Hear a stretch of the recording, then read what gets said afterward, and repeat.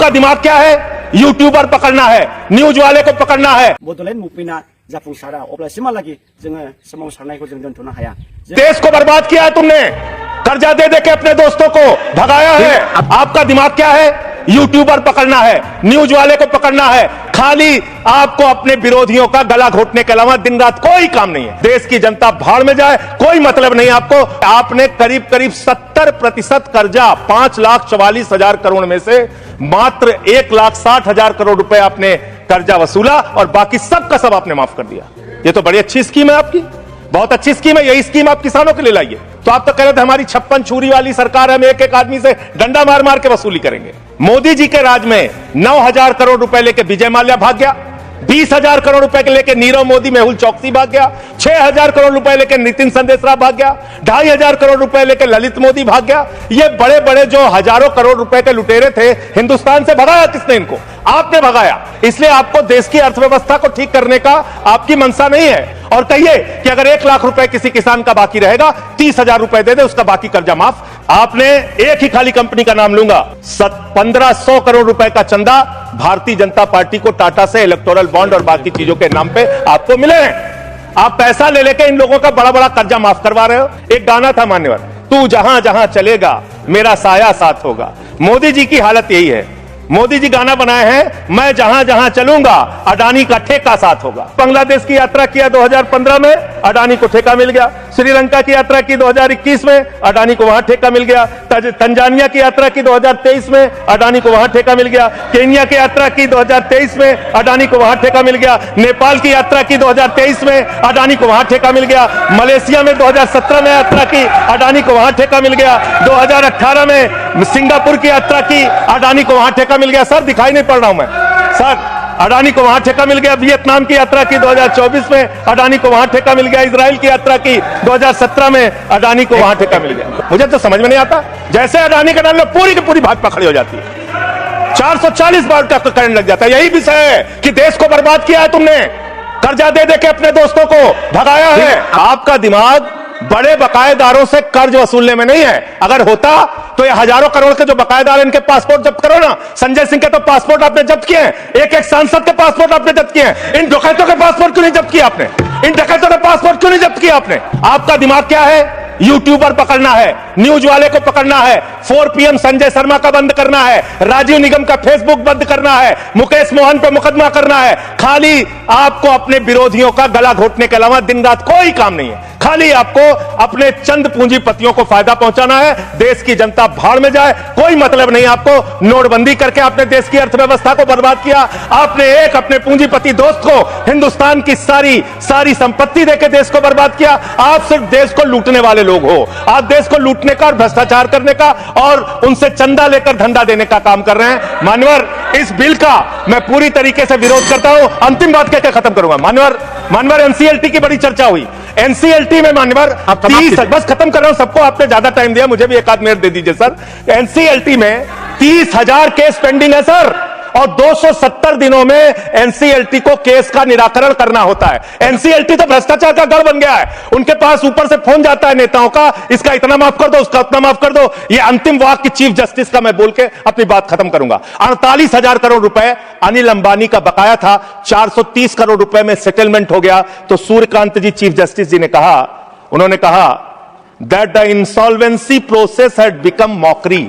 ये भारत के मुख्य न्यायाधीश का बयान है इंसॉल्वेंसी के बारे में, जिस तरीके से आप लूटखोरी कर रहे हैं। बहुत बहुत धन्यवाद। गिबि गिबियावनो नोंथांमोननि मीडियाखौ खुलुमबाय आरो मीडियानि थ्रयजों आं मोनसे मिथिहोनो लुगैदों। आं फैनायनि मेन जाहोनानो जाबाय जे दिनै बिथांमोना 4थि जोनोम सानखौ फालिदों। आंबो बिनिनो मानसि नालाय, आं बम्बाइआवसो थायो, थेवबो आङो जों बिथांमोननि प्रग्रामफोरखौ नायबाय थायो। बिथांमोननि साननायफोरजों जोंनि साननायफोराबो एखे नालाय, थ' बेखायनो आं स्पेसियेलि आंनि बिथांमोननिफ्रायबो आं माखासे मिथिनो लुगैदों। आरो आंबो जों बम्बाइआव थानानै मा मा खामानि मावो, दा बेफोर बाथ्राखौनो जों सावरायलायनो थाखायनो आं फैदों। आरो आंनि मेइन थांखियानो बेनो, मिथिहोनांगौ जों आसामाव थाना बड'लेण्डआव थानानै जि खामानि मावो, जोंबो बायजोआव थायोब्लाबो जोंनि साननायाबो बेनो जों कोनो दिन साना जे जों बम्बाइआव थादों जों बड'लेण्डनिफ्राय आउट जादों बा बड'लेण्डनि समस्याखौ जों बुजिया थ' मेन थांखिया बेनोमोन जा बम्बाइआवबो जोङो बेबायदिनो मिटिं खालामलायो जाय मोजां मावो जों मोजां बुङो जाय गाज्रि मावो बेखौ गाज्रि बुङो जेसेबां हायो माने जोङो जोंनि जि सिमांमोन बड'फानि सिमां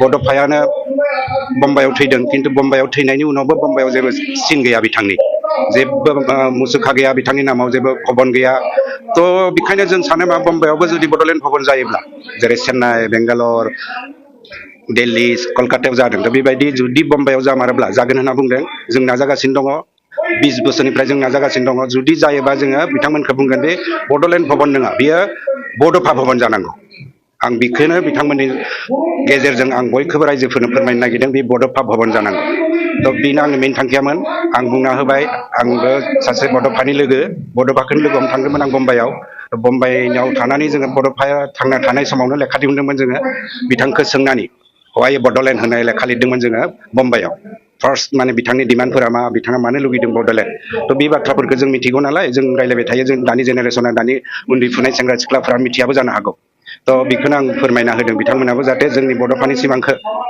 एरैनो नागारनाङा बिथाङा बेखौनो सिमां नुदोंमोन बे सिमाङा जाफुंथारनांगौ जों कोनो दिन नागारनो नाजानो नाङा जिमान मा सोर पार्टियानो जा सोरबा जोंहा बेलेग बेलेग पार्टि थानांगौ बेलेग बेलेग हान्जा थानो हागौ बे बाथ्रा नङा जोंनि थांखिया एखे थ' बे आं फैनाय थांखिया जे आङो थांगोन बम्बाइआवबो थांनानै बे बाथ्राखौनो बुंहैगोन जे आं मुम्बाइनिफ्राय थांनानै ओरै बुंहैदों बिथांमोनखौ लोगो मोनदों बिथांमोननि थ्रयैजों जोंबो लोगो जानानै बड'फानि सिमांखौ जोङो जाफुंहोगोन नोंगौ बे बंस'आ मानो दानांगौ जाखो बेनिबो जाहोन दङ मानो होनबा आगोलनि जेसेबां हान्जा दंमोन बिथांमोनाथ' नागारजोब्बाय जोंबो मोनथाम बिटिआर रेकर्ड नुबाय बिटिसि बिएसि बिटिसि आरो बिटिआर बेयावथ' जेबो बड'फाया जेखौ नागिरदोंमोन बेथ' जाफुङासै गतिके बिथांखौ जाफुंनांगौबासो सोरबा हान्जाया ओंखारनांगोन आगोलनि हान्जाफोरा बुंबाय नांला बेखौ नांला जोंहा जि नांगौ जों मोनजोब्बाय नागारजोब्बाय थ' बेयाव जों माने किसुमान गोरों गोरा मानसिफोरा जाय बिथांनि सिमांखौ लानानै आन्दलन खालामदोंमोन जोङो 35 बोसोर जोंबोथ' ओंखारदोंमोन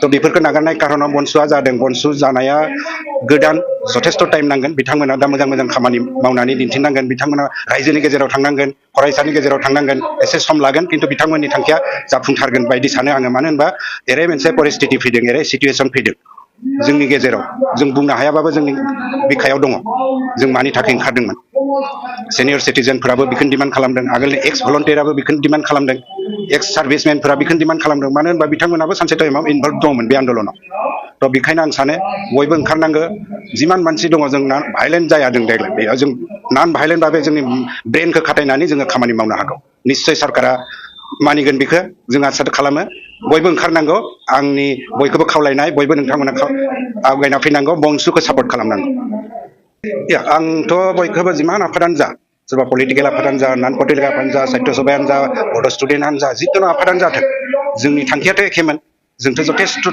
थांखि लानानै आन्दलन खालामदोंमोन हाजार 5,000 मानसि थैदों रमान स्क्रिप्टआवबो थैबाय उदयाचलावबो थैबाय बड'लेण्ड दाबि खालामनायावबो थैबाय खिन्थु मा मोनखो जोङो आल्टिमेटलि जेबो मोनासै जुदि बेखौनो जों दानानै कन्टुस्ट थायोमोनब्ला मा दरखारमोन मानसि थैनो मा दरखारमोन जे जोङो सेपारेट बड'लेण्ड नांगौ नो डिभाइड डु डाइ फर बड'लेण्ड डिभाइड आसाम 50-50 मा दरखारमोन बेफोरखौ बुंनो थाखाय दा बेखौ बुंनायनि थाखाय बहुत मानसिया गोरों गोरा मानसि ओंखारबोआ बयबो ओंखारबोनांगौ दुखुआ बेनो जोङो मेइन टारगेट जोंनि जि मेइन पार्पास बेनिफ्राय जोङो साइड जादों डिभिएसन जों मेइन पार्पास जोंहा जे एम दङमोन बेनिफ्राय जोङो गावस्रादों आरो बेखायनो आं गासै आफादा गाव गावनि माबायाव थाथों नोंथांमोना नोंथांमोननि आफादजों खामानि माव जाय आफादानो दङ बयबो खामानि माव साहित्य आफादाबो खामानि माव खिन्थु जोंहा मोनसेल'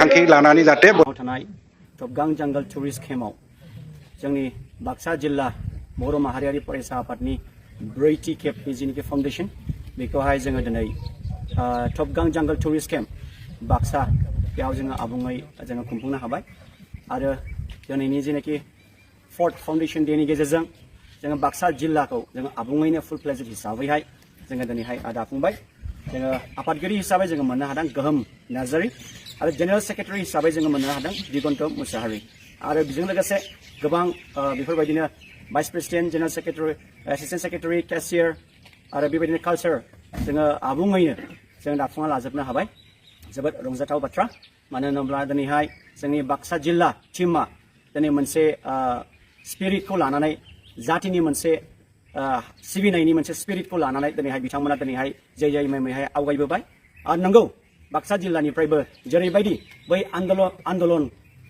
बड'लेण्ड मुभमेन्टआव जेरैबायदि बिथांमोना दिनैहाय रुंसारि जालांदोंमोन बिथांमोननि जिनोखि आइडिअल'जि बिथांमोननि स्पिरिटखौ लानानै दिनै बाक्सा जिल्ला टीमाबो दिनै आवगायबोबाय जोङो जयैनो जेरैबायदि बड'फा उपेन्द्रनाथ ब्रह्मआ जोङो फोरोंलांदोंमोन इउनिटि इज स्ट्रेंथ होननानै दा बिनिखायनो जों जयै जोङो बर' हारिखौ जों गेरेमसा हारि दालांनायनि मोनसे सिमां दङ आरो जेब्लासिमहालागि बड'लेण्ड मुभमेन्टआ जाफुंसारा अब्लासिमहालागि जोङो सोमावसारनायखौ जों दोनथ'नो हाया जोङो इडुकेसनखौ लानानै जोङो दिनैहाय गोबां जोङो सावरायबाय जोङो माखासे खामानिफोरखौ लानानैबो जों गोबां सावरायबाय मानो होनना बुङोब्ला जों फरायसा आफाद जानायलाय जोङो बिभिन्न बिथिङाव जोङो एंगेज जों जानो नांगौ आरो इन फिउचाराव बिभिन्न बेफोरबायदिनो डिपार्टमेन्टआव जोङो HODफ्राव जोङो जोंनि माखासे बिबानफोरखौ जों लानो हानाय जोंहा गोहोआ जों जानांगोन मानो होनोबा बड'लेण्डखौ दैदेननांगौआ जों दानि जुगनि जोहोलाव आरो जोहोलावजोफोरनिनो दायित्व जाहैगोन जों बेखौहाय बर' माहारियारि फरायसा आफादनि जानानै जों दानिफ्रायनो जों साखाफारा जों जानानै दङ आरो इन फिउचाराव जोङो माखासे रोंगौथिखौ लानानै